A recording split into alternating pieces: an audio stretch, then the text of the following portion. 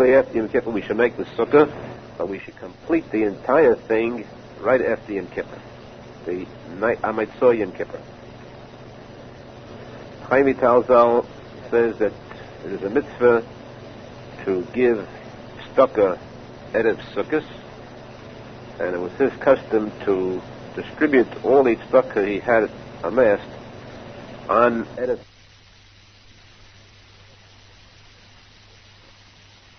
After Yom Kippur, we should make the sukkah, but we should complete the entire thing right after Yom Kippur, the night Amatzah Yom Kippur. Chaim Arizal says that it is a mitzvah to give tzedakah erev sukkos, and it was his custom to distribute all the tzedakah he had amassed on erev sukkos, because then Rochel is the Shechina, called Rochel, is Oila from tzadik to tzedakah. Additional hey, that's an aliyah for the Shechina, and tzadik is Malchus, the Shechina, and it goes up to tzedakah. Therefore, them is to give tzedakah, especially erev sukkos. On sukkos, the mitzvah of ushpizin, the 7 guests we have in the sukkah during the 7 days, these ushpizin stand for the 7 tzadikim, and they are the guests in the sukkah. Guests means that we have to feed them, to give them part of the meal.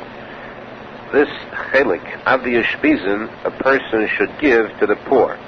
He should invite Olchim to his sukkah, because this is the cheshik, the desire of tzaddikim is that the aniyim, the poor, should eat their chelik. So therefore it is a special mitzvah. The Zohar Kodesh says a person cannot be yotzei the sudas yontev unless he has aniyim, unless he has Olchim on yontev. Especially on sukkahs with the ushpizin, it's a special mitzvah to have the aniyim in the place of these ushpizin, and then he knows that the ushpizin are present and satisfied in his sukkah. A sukkah that is built underneath a roof, which means that there is an overhang over the top of the sukkah, that sukkah is posel even if the schach itself is kosher. If he completed the sukkah with the schach, and then he first removed this overhang, then the sukkah is kosher, and it is not called taseh v'lo min ha'osui, because the schach itself was made b'kashrus. So just removing that overhang, which blocked the kashrus of the sukkah, is sufficient. It is not required to remove the schach or to shake the schach up again. It is not taseh v'lo min ha'osui. A sheet that is hung underneath the schach, or anything that is hung underneath the schach, not for the sake of noi, that means to beautify the sukkah, then that is posel, even though it is very close to the schach itself. Anything that is hung in the sukkah for the sake of noi sukkah, that is permissible only if it is within dalat tvachim, or 16 inches of the schach, even though this may cover the entire surface of the roof of the sukkah, entire schach. If it is more than 16 inches below the schach, then it is posel even though it's for the sake of noi. Midina, it's posel only if it's 16 inches wide. However, the minig of the chumrah, even less than dalat tvachim, is also osur to sit under. Schach itself, in order to be kosher, requires 3 conditions. 1, sameach min haaretz, has to grow from the ground, which means that earth itself, ground itself, is not kosher. 2, it must be tolush, not supposed to be attached to the ground. And 3rd, it should be eina mekabel tumah, something which has not cannot receive tumah.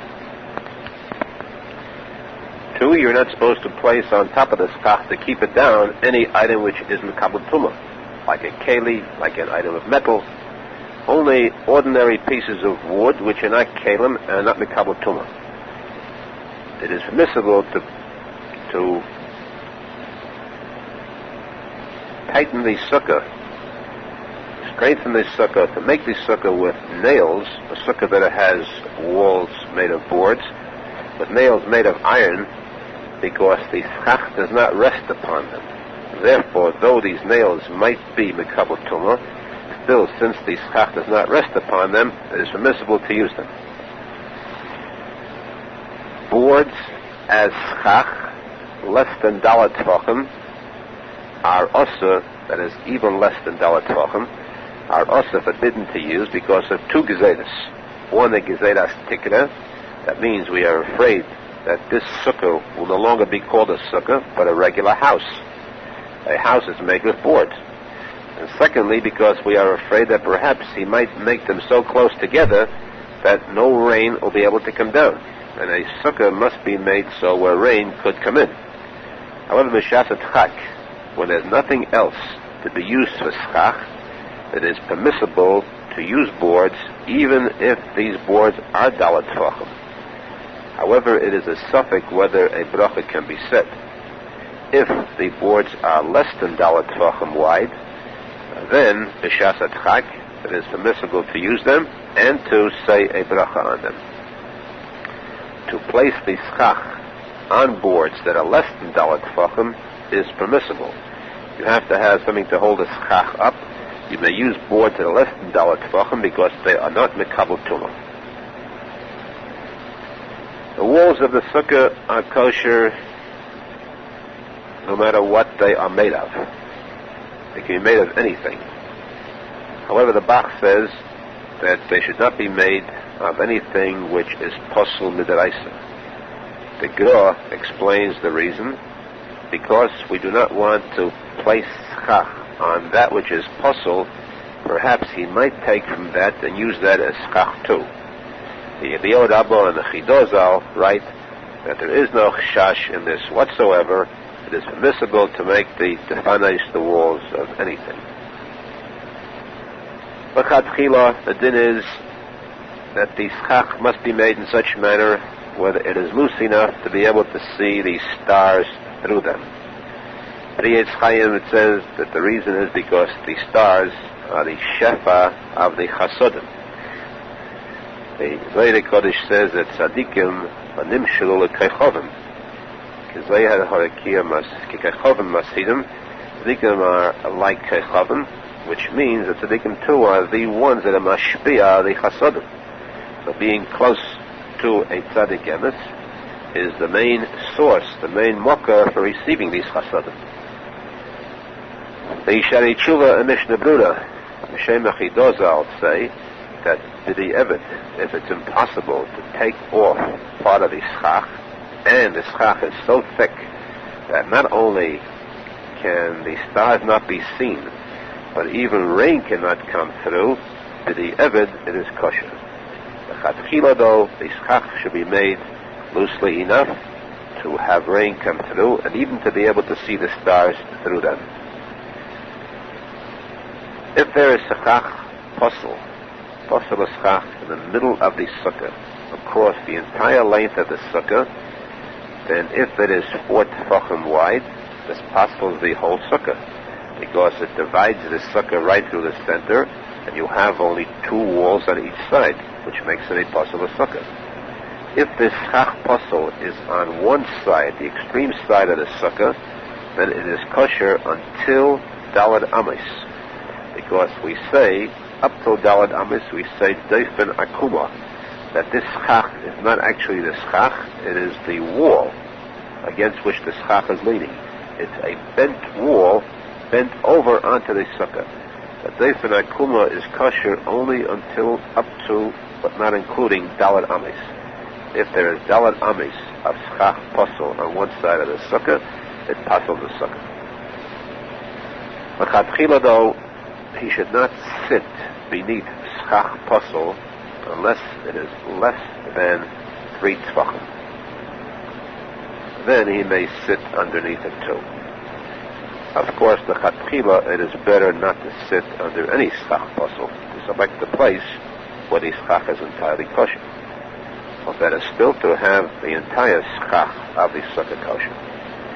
In case of air or space on the the roof of the sukkah, ere the width of Gimel Tvachim, passes the sukkah, whether it is in the middle of the sukkah or whether it is on the side of the sukkah.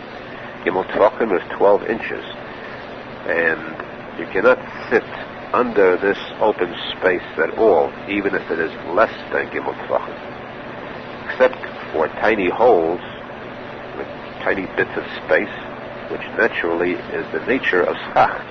That is not considered avir of the schach. A sukkah that is taller, higher than 20 amos, is posek. Some say the reason is because then there is no shadow, no trail coming from the schach itself. In order for a sukkah to be kosher, for the schach to be kosher, you have to have tzilsa meruba mechamsa, more shade than sunlight. In case the sukkah is that tall, 20 amos, then you cannot have any sunlight in the sukkah, and the entire shade is formed because of the walls. In a case like this, according to this daya, if the sukkah was very wide, a half block wide, and even though it was 20 amos tall, you would still have sunlight coming in, and the shade would come through the schach. So according to this daya, there would be a case where 20 amos tall is kosher, and therefore we did not ask him like this daya. Another daya says the reason that 20 amos is possible is because a person's eyes do not look up that high. So a person would look only at the walls of the sukkah and not at the schach. Therefore, this daya says, according to this daya, if the walls reach the schach, which means the schach is not placed above the walls on stilts, for example, but the schach rests on the wall itself, mamish, the nature is that when a person looks at a wall, his eye sweeps up to the end or the top of that wall. In this case, then, if the schach rests upon the wall itself, according to this daya too, it would be kosher even though it was 20 amos tall. So we do not pass them like this daya either. Reason then that a sukkah 20 amos tall is possible is because of a gezeda, that if we build it this high, we would have to strengthen it and make it in the form of a house or a home, like a didas keva. Now, according to this, it would mean that if it is less than 20 amos tall and the walls are strengthened like a home, it should be possible. However, the din is that less than 20 amos is kosher even if it's a wall of solid stones, because it could be made a didas aroi. It could be made in a weaker manner. Whereas to build a 20 amos tall requires strengthening it, and there is no alternative, and therefore 20 amos tall is possible, whereas less than 20 amos is kosher no matter what kind of walls there are. The sheer size of a sukkah, minimum size, is zayin tvachim al zayin tvachim. 28 inches long, 28 inches wide. Now, if the sukkah is not a square, then we have to measure it according to this area. So that if it is a round sukkah, it must be the size where you can form a square of zayin tvachim al zayin tvachim within it. This means that you have to have a sukkah where the circumference, where a rope of 29 tvachim and 2/5 will encircle this sukkah. Reason is that anything which is zayin al zayin, and the alachzain, a square 7 by 7, the diagonal running across that square is 1 2/5 times the size of the length or width of that square. 1 2/5 of 7 is 9 4/5. Now this is the alachzain. Anything which is 1 tefach wide requires a chut of 3 tefachim to encircle it. Since the width of this alachzain, which now becomes the diameter of the circle, is 9 4/5 tefachim, therefore 3 times that is equals to 29 2/5 tefachim. So that the minimum size of a circular sukkah is 29 2/5 tefachim. The minimum height of a sukkah is 10 tvachim. Less than 10 tvachim is posek. Generally, in sukkah, we consider a tefach 4 inches. That the minimum height would be 40 inches, and this, of course, is naturally only b'shas chak. The din of eating in a sukkah requires only eating a achilas keva, which means a regular meal.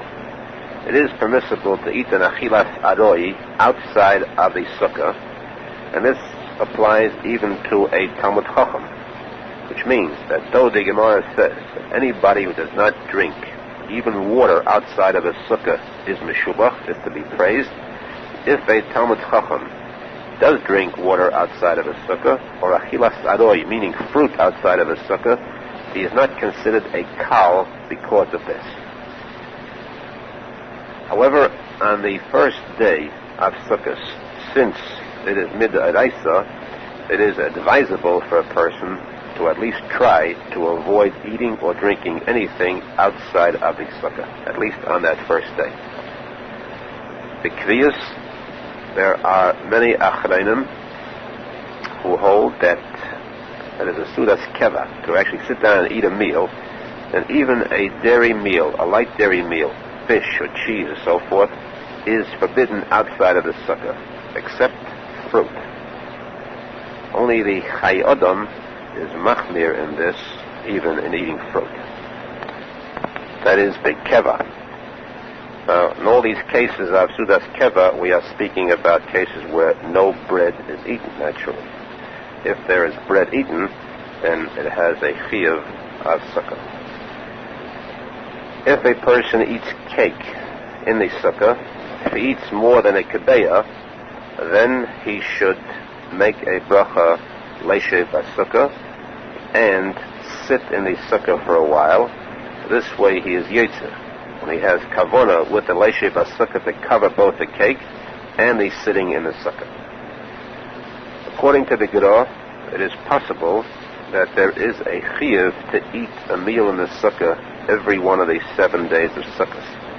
Since the Gedor holds that there is a chiyuv of achilas matzah on Pesach every one of the 7 days, it is possible that the Gedor holds the same thing true on Sukkot, that there is a chiyuv to eat in the sukkah each one of the 7 days.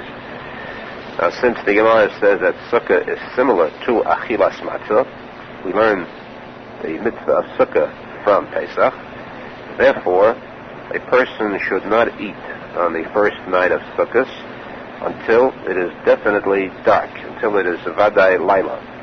So too, he must eat before chatzos, before midnight, the same as the chiyuv of matzah. Also, on the first day of Sukkot, he should not eat after 3 o'clock, in order to save his appetite to eat in the sukkah l'tei ovain at night.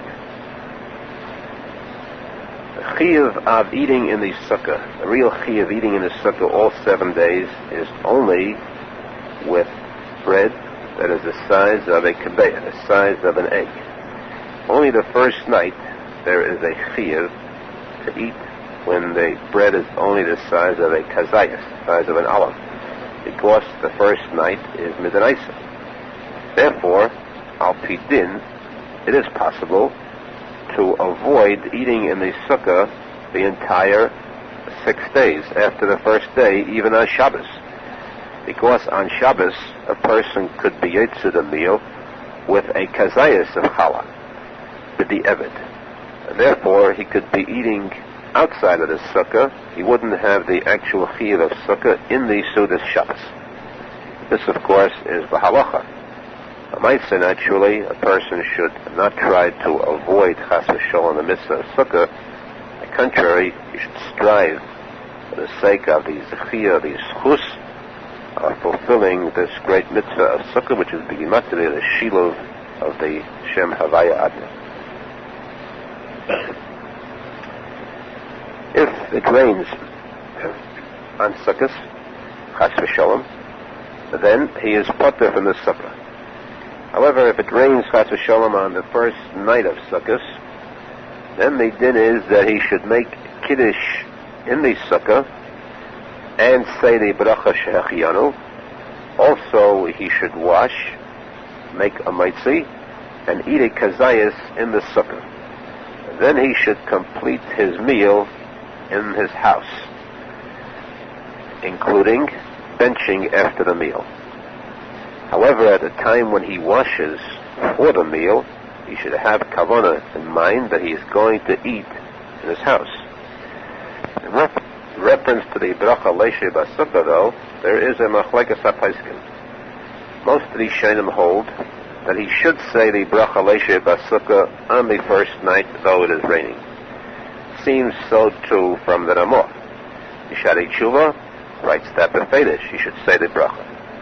But the Mishnah Bruda, the Chai Adam, the Pnimi Goden, the Kitzur Shulchan Aruch write that Safek bracha is lahakel, and the bracha should not be said on the first night, unless if the rain stopped later in the middle of his meal. Then he should go to the sukkah, eat a kazayas bread there, and say the bracha leishe basukah. Now, though the Shari Tshuva is masik lahalacha, he brings out lahalacha ladin, that a person who eats his suda the first night in the sukkah, the entire suda, though it is raining, that person is not considered going against the Gemara, which says that a person eating at a time of rain is a hedyot, because the Shari Tshuva says that this Gemara refers only to the other nights of Sukkot and not to the first night, and therefore he says it is permissible to say the bracha on the first night. Still, since even the Tesis Chaim is not clearly against the Chayadam in this case, therefore it is neither clearly that a person should not place himself into this suffix of suffix bracha lahakel. He should not say the bracha leishe basukah unless the rain stopped. Then he can eat a kazayas in the sukkah and say the bracha leishe basukah. On the second night of Sukkot, if it is raining chas v'shalom, he should then make kiddush in his home. He should eat the meal in his home, and if the rain did not stop, he should go down to the sukkah, eat one kazayas of bread in the sukkah without the bracha leishe basukah, and go back to his home and bench there. It is forbidden to feed a katan outside of the sukkah, that is, someone else's child. But if you see him eating outside of the sukkah, you don't have to stop him. By one's own child, there is a chiyuv upon the father to bring that child to the sukkah if the child is 5 years or older. He is not permitted to eat outside of the sukkah. The kiddush on sukkahs, the seder is first the kiddush, then the bracha leishe basukah, and then the bracha shechianu. On the second night of sukkahs, according to the Beis Yosef, the Ramah, the Lavush, the Eliyahu Rabba, the Chayadam, the Kitzur Shulchan Aruch, and the emes with iyun in the words of the Mishnah Bruda, it seems that he too favors these poskim. Then the second night, the din is that we say first the bracha shehachianu and then the bracha leishe basukah. According to the Marshal, the Bach, the Rav Shulchan Aruch, the Pnimi Goden, the Tesis Chaim, they hold that on the second night, again, we say shechianu last. We are naig, as the minig is, which is like the Shulchan Aruch. And on the second night, shechianu first, and then leishe basukah. According to the Rambam, the kiddush is said standing, and at leishe basukah, he sits down and says at leishe basukah and shechianu. According to Ramah, the entire kiddush is said sitting. The Arizal, it is nida that the entire kiddush is said standing. After the shechianu, after the kiddush is completed, then you sit down to drink the wine. Hilchais Dalad Minim, the Lulav, the Eisiyos, Lamed Vav, Lamed Beis. Because it is brought that the Lulav stands for the tzadik, Lulav is kapas timorim, tzadik katomor yifroch. Lamed Vav means the Lamed Vav tzadikim that are found in every day. The Lamed Beis stands for the Torah. In general, Lulav itself is Bigimatria Chayim, because the Torah is called Eitz Chayim. Torah and Tzadik are the same, Teferes and Yesod. The Lamed Beis is the first letter and last letter of the Torah. The Beis from the word Bereshis, the Lamed Le'eni Kol Yisrael. Together with the Esrog Bigimatria Tov Bereish Yud, and the other three minim combined make it Tariag, to correspond to the Tariag mitzvahs of the Torah. The shear, the length of the lulav, the shedra, that is the spine of the lulav, before the leaves branch out, is 16 gedlin. That means 16 inches. B'di eved b'shas hadchak, if the shedra is 13 1/3 inches long, then it is kosher. Less than that is puzzle. The shear of the hadas and arava is 12 inches. B'di eved b'shas hadchak, 10 inches. Less than that is puzzle. If the tiyamin, that means the central leaf of the lulav, was divided, the tip was divided, and then if it reaches down to the reiv, the majority of the length of that leaf, according to the gra, it is puzzle. According to the taz, it is puzzle if it goes down the length of a tefach, which means 4 inches. According to the Chai Adam, if it's divided even a mashahu, it's puzzle. This is only on the first day.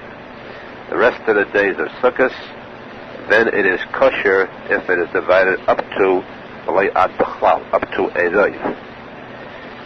If the tip of the lulav was cut off, even the tiniest mashahu, then it is puzzle. However, the rest of the days of Sukkot, it is permissible to use that even with a bracha.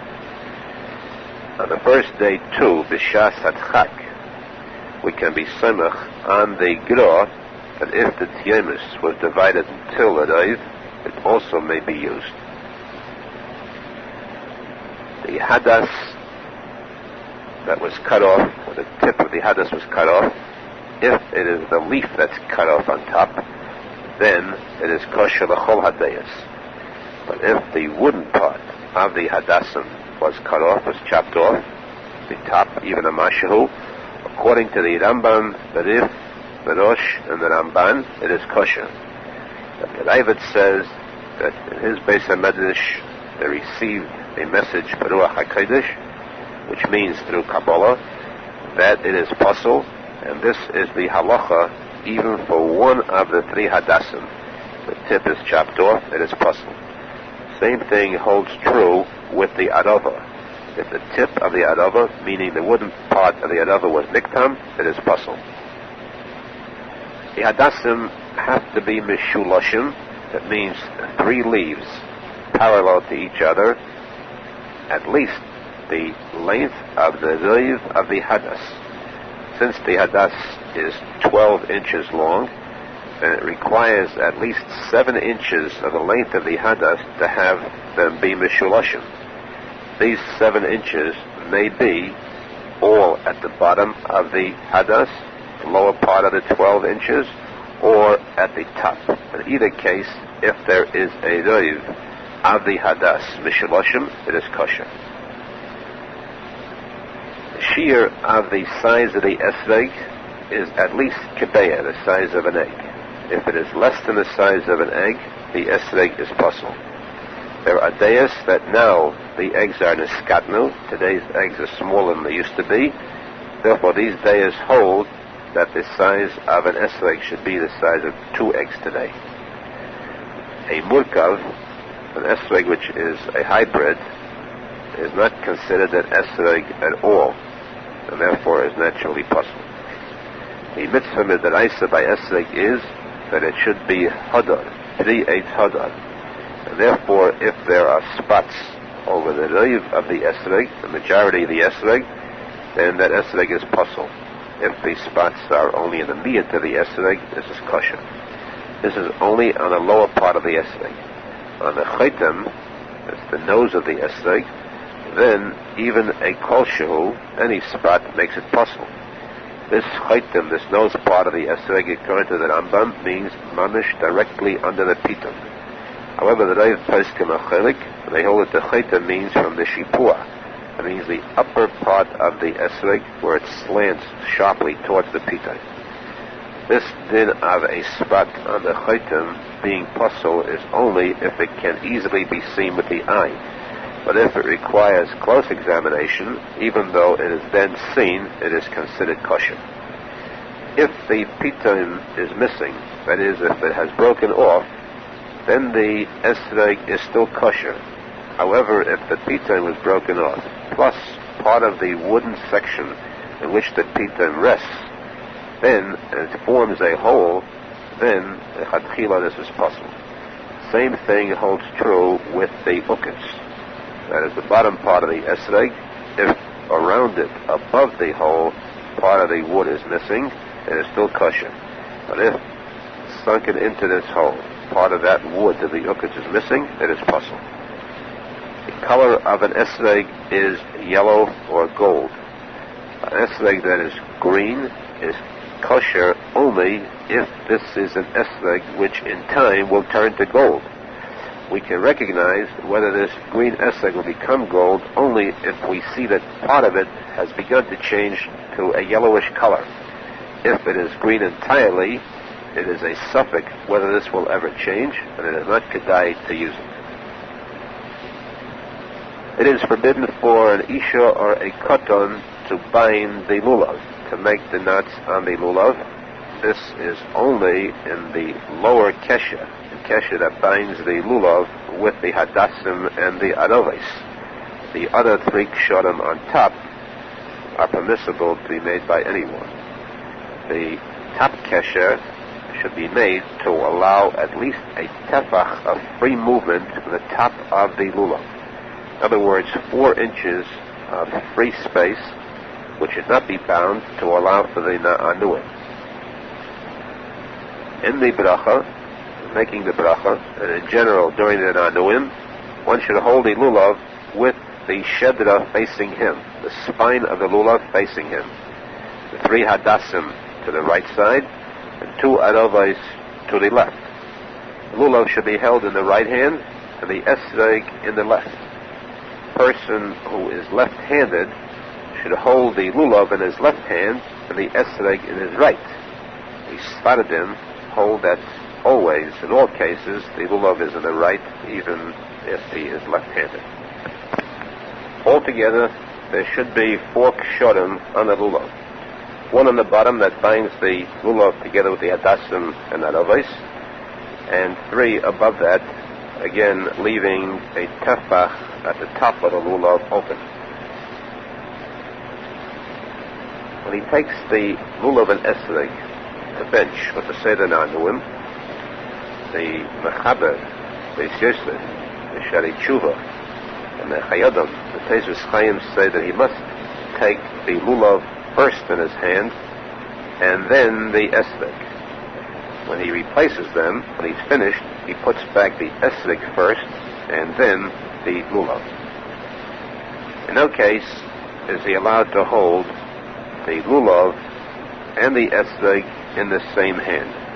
If he does so, he's not yotze with the brachos or the nanuim. He must use both hands. He should see to it, of course, that when he holds them, they should touch.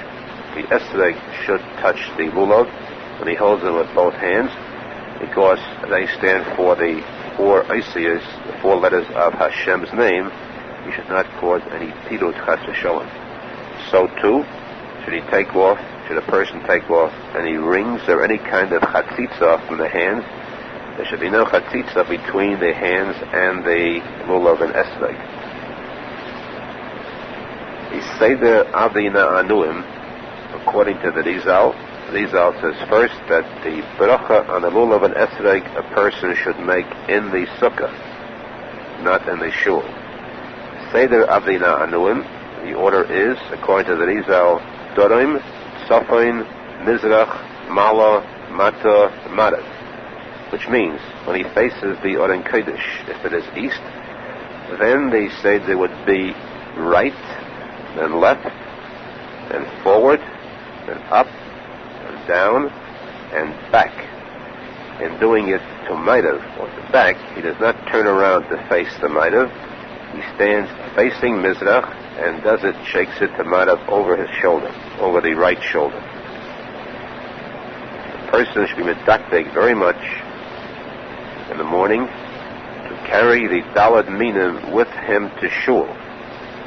And in going home, he should take them with him also back from shul.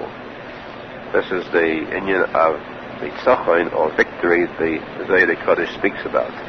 The mitzvah of holding proudly and going through the streets with the lulav and esrog. A person should not leave the lulav and esrog over in shul overnight. Also, he should not eat before netilas lulav any day. It is compulsory for a katan to have a lulav and esrog too. It is the duty of a father to buy a katan, a lulav and esrog. On Yom Tov, it is permissible to place the lulav back into the water to keep it fresh, or the wet towel, and even to add water to it. On Chol HaMoed, it is a mitzvah to change that water to freshen it. The mitzvah too, to renew the arava, to put new aravos into the lulav every day. B'chlal, when we speak about hidur mitzvah ad shlish, when a person does a mitzvah, he should spend up to 1/3 more for that mitzvah. The Gemara uses the mitzvah of esrog as an example. Arizal says that there is a secret in this, and how wise are the Jews that they recognize the beauty and importance of the mitzvah of esrog. People go so far, to such extent, in extending themselves and spending more for an esrog which is a hadar. So a person should not skim chas v'sholom when it comes to this mitzvah, rather to strive, spend as much as possible for the best esrog possible. One who invests in an esrog can be assured that there is a lot of dividends, a lot of schar in Hashemayim for it. At a Dalad Minim, the Torah says, "Ulekachtem lachem." That means that you must use your own lulav and esrog, one that you own. Therefore, a person who doesn't have one and has to borrow one should see to it that it should be given to him as a complete matana or manas lahachzir, and thereby he could fulfill the mitzvah of lachem. This is only on the first day when it is midaraisa. The rest of the week it is not necessary. And therefore, on the first day, it is difficult to do this with a katan, because a katan cannot be makna. He can receive, he can never give back this matana. Therefore, it is best for a katan to have his own. Also, since this must be mishelachem, a person should be careful to have the lulav and esrog paid for completely before Yom Tov, so that it is completely his. So too, in buying the Hashanis for Hashanah Rabbah, or aravos during the week, you should see to it that they are completely paid for in advance. Every day, when we say the Hashanis, after Hallel, we take out the Sefer Torah, and we walk around the bima once in saying the Hashanis, holding the lulav and the esrog. On Hashanah Rabbah, we take out a Sefer Torah, we walk around 7 times, 7 hakafos around the bima. On Shabbos, we do not take out a Sefer Torah, we just open the Oren Kodesh and say the Hashanis without taking it out of Sefer Torah, and without walking around the bima, since we do not have any lulav and esrog on Shabbos. On the night of Hashanah Rabbah, it is a mitzvah to stay up. But more important, Rabbi Nachman says, is the mitzvah to say Tikkun. which consists of saying the entire Chumash Devarim. The last Seder V'zei Sabracha to say Shnayim Mikra V'echad Targum, the Haftarah, first Perek in Yeshua, and then the entire Tillim with the special Yehidot signs after each Sefer Tillim. Hoshana Rabbah itself is considered the Gemar Hadin, and therefore, in a sense, it resembles Yom Kippur. There are many differences in Halacha, of course. In order to be Arvev the Satan, the davening is strange, different than regular davening of Yom Tov or Yom Noraim, but there are parts of the tefillah that resemble the Yom Noraim. Yikad is that on Hoshana Rabbah, a person should realize this is the final chance for tshuva. If a person missed the chance of doing tshuva during Aseret Yimei Tshuva, the piskin, that means the decision in heaven, the gzeros, are held up until Hoshana Rabbah, giving the person an additional opportunity for tshuva. And therefore this night and this day is set aside for a final tshuva being called the Gemar Hadin. And that is why a person should rise, get up earlier to come to shul, to do the mitzvahs that pertain to Hoshana Rabbah with kavanah, and to put much more kavanah into his davening on this day. Seder HaTfilah is, Haidu, is the same as Shabbos. The prakim of Tillim that are said on Shabbos between Haidu and Baruch Shama are added on Hoshana Rabbah. The Chazan wears a kittel then. Starting with Baruch Shama, he reverts back to the regular weekday davening, saying Mizmor L'Seidah, Yishtabach, without saying Nishmas. After Yishtabach, Shir Hamalais Mima Amakim, and then the regular davening, regular Shachas, as in Chel Hamayid. For the Hoshanos, after Hallel, the Seder is 7 Hakafos for the Hoshanos. When the Hakafos are completed, he puts aside the Lulav and Esrog completely, and then first takes the Hoshanos into his hand. A person cannot hold the Lulav and the Hoshanos together at the same time, according to the Arizal. When the Hoshanos are over, according to the Arizal, he's supposed to beat the Hoshanos on the ground only, exactly 5 times and no more. The Musaf is the Musaf of Yom Tov, saying the long Keser with Adir Adireno at the end. Till after Musaf, he should consider it like Yom Tov, and he should be careful with the mitzvah of Muktzah and other Hilchis Yom Tov until Musaf is completed. During every one of the nights and days of Chel HaMayid, you should try to see to what they eat in the sukkah to fulfill the mitzvah of the Ushpizin. And especially, above all, the Simchas Beis HaShe'eva of the second day of Chel HaMayid Sukkos, the Hilula of Rabbeinu Zal, Nachal Naveh Mekach Chochma, Kusa Yelena Kli Yisrael, Amen. The Hilula comes out on the 4th day of Sukkos, which is the Ushpizin of Moshe Rabbeinu, the Tzadik Emes. The 4th day is the Sfira of Netzach, which is the Gematria Rabbeinu Zal, Kusa Yelena. The person attending that Ushpizin is in that manner Mekasher himself more strongly to the Neshama of Rabbeinu Zal, and can be assured of the brachos and the tikkun that he can receive from Rabbeinu HaKadosh. Amen v'amen.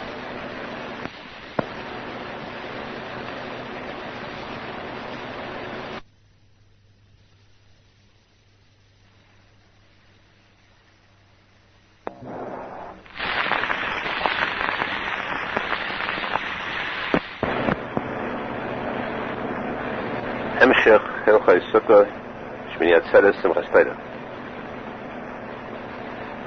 Shmini Atzeres night begins a new Yom Tov called Shmini Atzeres HaChag Hazeh. This evening we eat the Suda and make Kiddush in the house. In the morning of Shmini Atzeres we make Kiddush in the Sukkah, and we bid farewell to the Sukkah then, saying B'Yehidot Sign. The Suda we eat at home. Nosson Zal says that Shmini Atzeres is a bigger Yom Tov than the Yom Tov of Sukkot, because this is a Yom Tov of Hashem himself.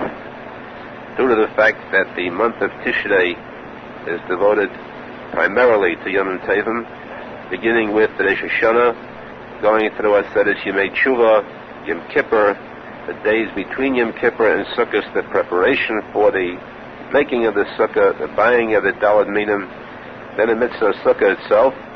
Most of the month is already spent as a holiday. Hashem then says, Kosher alai preidaschem. It is very difficult for me to bid farewell to you who have spent so much time in my Mokem Kodesh. And therefore I ask you, I beg you, please spend another day with me for my sake. This is the Yom Tov of Hashem, and on this Yom Tov we have no other mitzvah but Simcha itself. The mitzvah of Esamachta b'chagecha v'yisach sameach.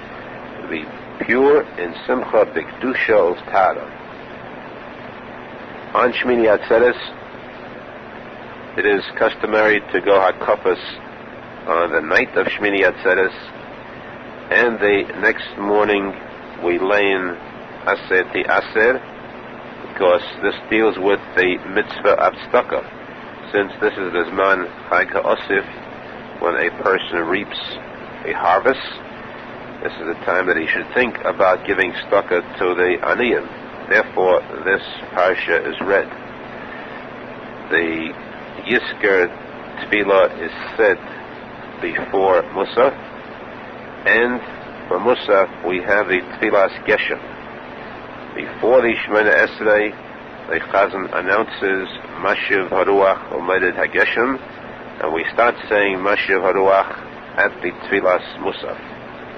The din of Mashiv Haruach ordinarily is that one who forgets it must say Over Shemona Esrei. But since we say Medet Hatal during the summer, so if we forget Mashiv Haruach, we say Medet Hatal, a person is Yetze with Medet Hatal. Therefore, for these months, if we forget Mashiv Haruach, we say Medet Hatal instead, we do not go back to repeat the Shemona Esrei. At night begins the Yom Tov called Simchas Torah. It is a mitzvah for a person to go hakafes then, and above all a mitzvah to be the Simcha Atzuma. As the Arizal said, the reason he was zecher to such a great aliyah in Kedusha was due to the fact that when he did mitzvahs, he did it with a tremendous amount of simcha, more than any other tzadik. This was the reason for his great Kedusha. The Gerot too, all the other great Ge'inim, tzadikim, on Simchas Torah, put all their kaiches into the mitzvah of simcha and dancing with the Sefer Torah. But Arizal would go from shul to shul to go to Kudim with the Sefer Torah, and one shul completed their Kudim, their hakafas, he'd go to a second shul. That's how he would spend the night of Simchas Torah. This is the true chance for a simcha with the Torah. Especially those who learn Torah all year are the ones who are entitled most to be dancing with the Torah. Those who support the Torah too, who give tzedakah for others to learn Torah, have the same chelik in the Torah, and too should partake in this great simcha of the Torah. The morning of Kriyas HaTorah, we read the first Sefer Torah until the end, until the Einei Kol Yisrael Chazak, and then without a hefsek of Kaddish, we begin the second Sefer Torah, the Kriya of Bereshis. After we have finished the first Parsha, then the Kaddish is said. Third Sefer Torah is taken out for the Maftir, for the Haftarah. The Musaf is then davened, and the Musaf should be done with Terecheretz and covered as is fit for such a holy day. Hai Kosher V'Sameach, Baruch Hashem.